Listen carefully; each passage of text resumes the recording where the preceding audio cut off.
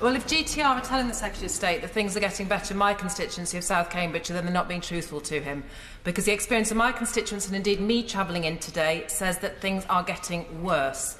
Now, Network Rail may hold the lion's share of the responsibility here, but the operators have a role to play too. Why on earth didn't they flag at -3 weeks that wasn't going to be long enough?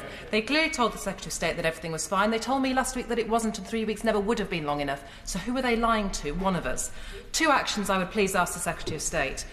He says the emergency timetable that's gone in today would take us back to pre-May levels. It isn't at all. It's actually worse. So please can we, by the end of this week, aim to have that pre-May timetable back in place? Secondly, we've heard about compensation for northern passengers being akin to southern last year. I have to tell him that the GTR performance in my constituency and up and down my lane is as bad, and we should be considered for the same levels of compensation too.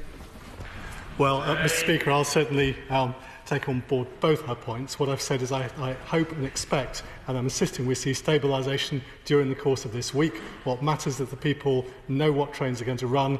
When they turn up, they know a train is going to be there. That is the most important priority, certainly on her line it is.